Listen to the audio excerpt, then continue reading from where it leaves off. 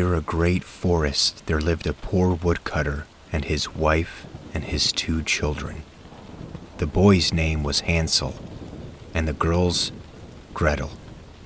They had very little to bite or to sup, and once, when there was great dearth in the land, the man could not even gain the daily bread. As he lay in bed one night thinking of this, and turning and tossing, he sighed heavily and said to his wife, "What will become of us? We cannot even feed our children. There is nothing left for ourselves." "I will tell you what, husband," answered the wife. "We will take the children early in the morning into the forest where it is thickest. We will make them a fire, and we will give each of them a piece of bread. Then we will go to our work and leave them alone. They will never find the way home again, and we shall be quit of them." "No, wife," said the man, "I cannot do that. I cannot find it in my heart to take my children into the forest and to leave them there alone. The wild animals would soon come and devour them." "Oh, you fool," said she.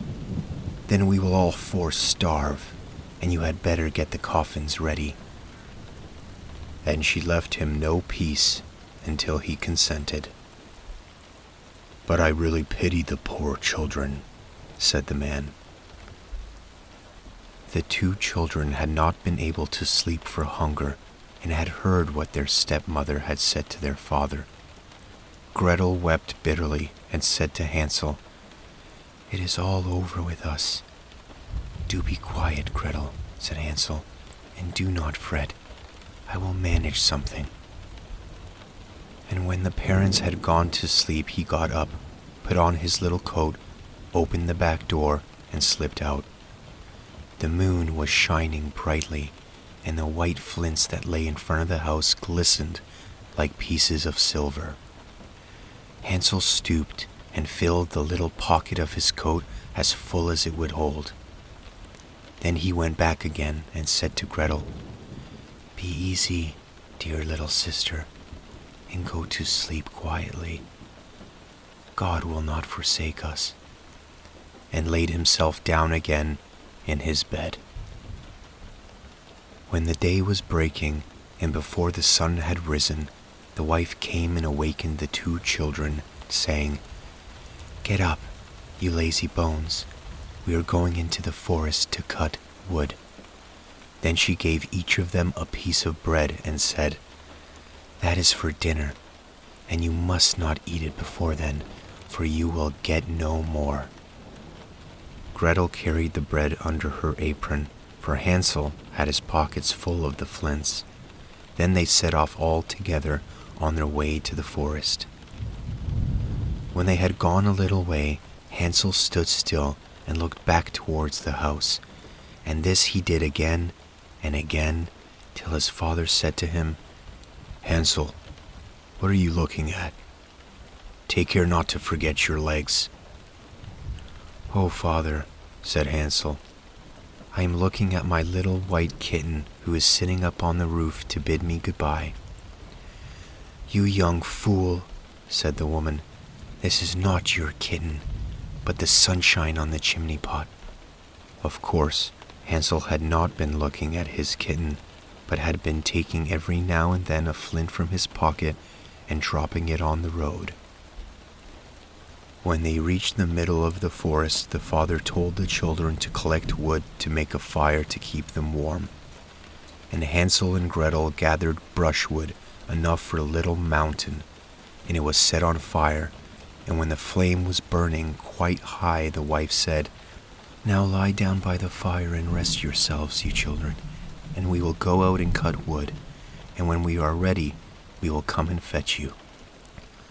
So Hansel and Gretel sat by the fire, and at noon they each ate their pieces of bread. They thought their father was in the wood all the time, as they seemed to hear the strokes of the axe, but really it was only a dry branch hanging to a withered tree that the wind moved to and fro. So when they had stayed there a long time, their eyelids closed with weariness, and they fell fast asleep.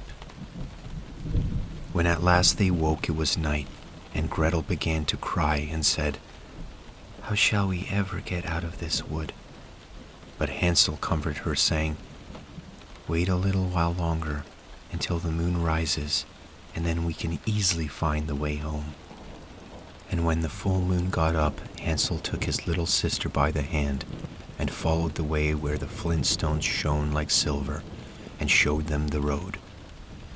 They walked on the whole night through, and at the break of day they came to their father's house.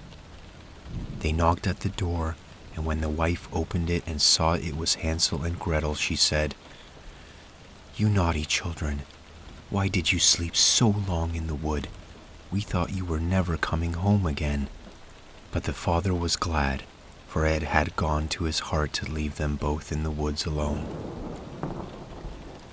Not very long after, there was again great scarcity in those parts, and the children heard their mother say at night in the bed to their father, "Everything is finished up. We only have half a loaf, and after that the tale comes to an end. The children must be off. We will take them further into the wood this time, so that they shall not be able to find the way back again. There is no other way to manage." The man felt sad at heart, and he thought, it would be better to share one's last morsel with one's children. But the wife would listen to nothing that he said, but scolded and reproached him.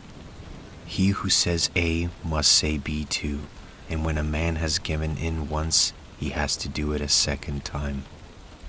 But the children were not asleep and had heard all the talk.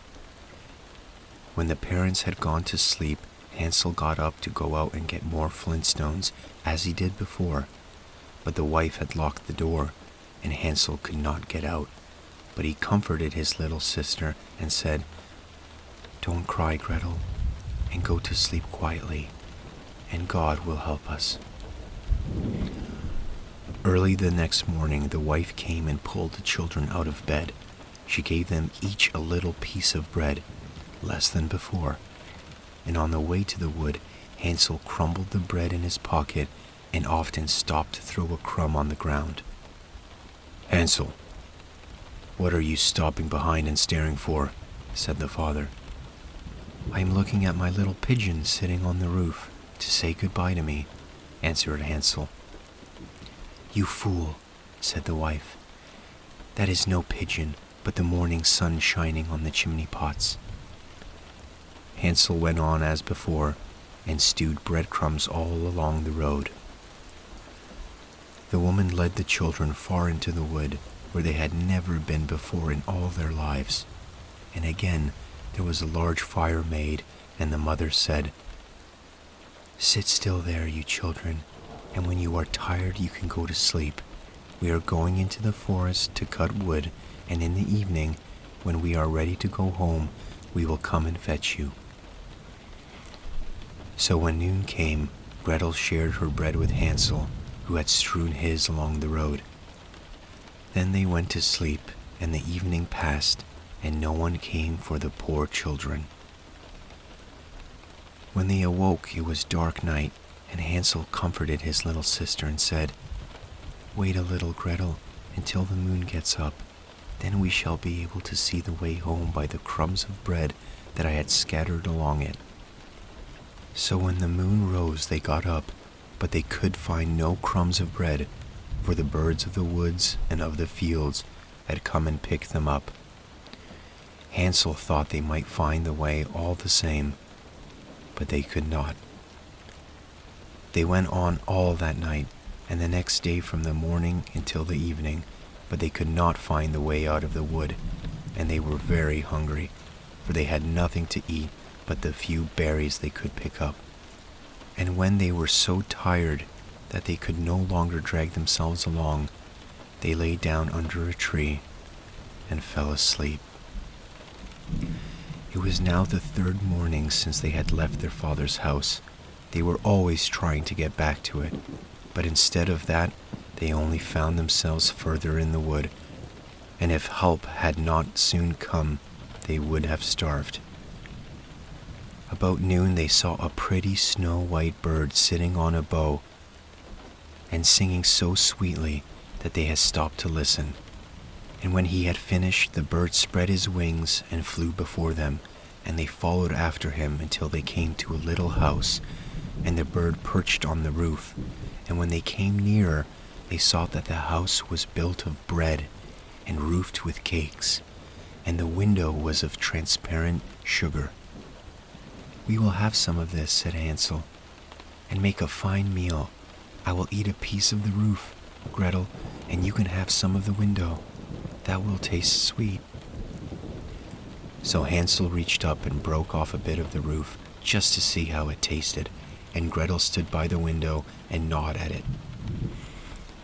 Then they heard a thin voice call from the inside, "Nibble, nibble like a mouse. Who is nibbling at my house?" And the children answered, "Never mind, it is the wind." And they went on eating, never disturbing themselves. Hansel, who found that the roof tasted very nice, took down a great piece of it, and Gretel pulled out a large, round window pane and sat her down and began upon it. Then the door opened, and an aged woman came out, leaning upon a crutch. Hansel and Gretel felt very frightened, and let fall what they had in their hands. The old woman, however, nodded her head and said, "Ah, my dear children, how come you here? You must come indoors and stay with me. You will be no trouble." So she took them each by the hand and led them into her little house, and there they found a good meal laid out of milk and pancakes with sugar, apples, and nuts. After that she showed them 2 little white beds, and Hansel and Gretel laid themselves down on them and thought they were in heaven. The old woman, although her behavior was so kind, was a wicked witch who lay in wait for children and had built the little house on purpose to entice them. When they were once inside, she used to kill them, cook them, and eat them, and then it was a feast day with her. The witch's eyes were red, and she could not see very far, but she had a keen scent, like the beasts, and knew very well when human creatures were near. When she knew that Hansel and Gretel were coming, she gave a spiteful laugh and said triumphantly, "I will have them, and they shall not escape me." Early in the morning, before the children were awake, she got up to look at them, and as they lay sleeping so peacefully, with round rosy cheeks, she said to herself, "What a fine feast I shall have."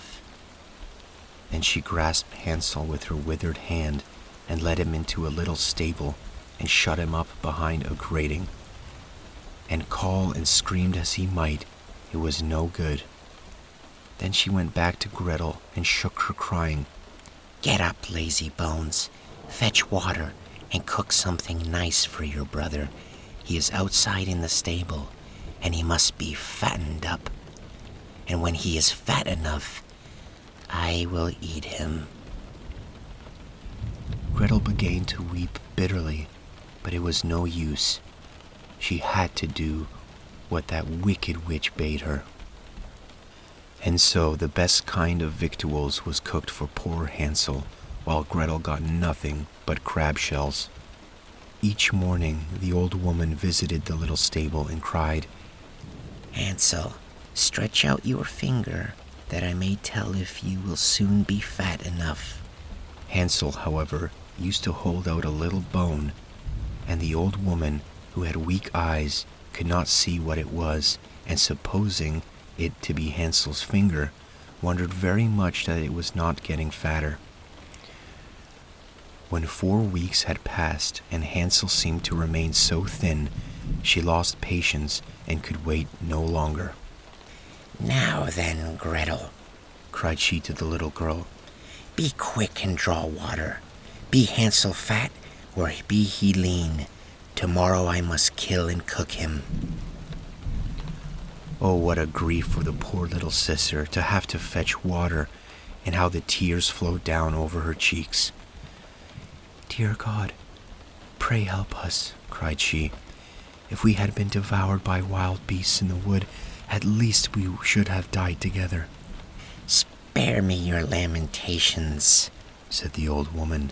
"They are of no avail." Early next morning, Gretel had to get up, make the fire, and fill the kettle. "First we will do the baking," said the old woman. "I have heated the oven already and kneaded the dough." She pushed poor Gretel towards the oven, out of the flames which were already shining. "Creep in," said the witch, "and see if it is properly hot so that the bread may be baked." And Gretel once in, she meant to shut the door upon her and let her be baked, and then she would have eaten her. But Gretel perceived her intention and said, "I don't know how to do it. How shall I get in?" "Stupid goose," said the old woman. "The opening is big enough. Do you see? I could get in myself." And she stooped down and put her head in the oven's mouth. Then Gretel gave her a push so that she went in further, and she shut the iron door upon her and put up the bar. Oh, how frightfully she howled! But Gretel ran away and left the wicked witch to burn miserably. Gretel went straight to Hansel, opened the stable door, and cried, "Hansel, we are free. The old witch is dead." Then out flew Hansel like a bird from its cage as soon as the door is opened. How rejoiced they both were, how they fell each on the other's neck and danced about and kissed each other. And as they had nothing more to fear, they went over all the old witch's house, and in every corner there stood chests of pearls and precious stones. "This is something better than flintstones," said Hansel as he filled his pockets, and Gretel, thinking she also would like to carry something home with her, filled her apron full. "Now away we go," said Hansel, "if we only can get out of this witch's wood." When they had journeyed a few hours, they came to a great piece of water. "We can never get across this," said Hansel. "I see no stepping stones and no bridge." "And there is no boat either," said Gretel. "But here comes a white duck. If I ask her, she will help us over." So she cried, "Duck, duck, here we stand, Hansel and Gretel on the land. Stepping stones and bridge we lack. Carry us over on your nice white back." And then the duck came accordingly, and Hansel got upon her and told his sister to come too. "No," answered Gretel, "that would be too hard upon the duck. We can go separately, one after the other." And that was how it was managed, and after that they went on happily until they came to the wood, and the way grew more and more familiar, till at last they saw in the distance their father's house. Then they ran till they came up to it, rushed in at the door, and fell on their father's neck.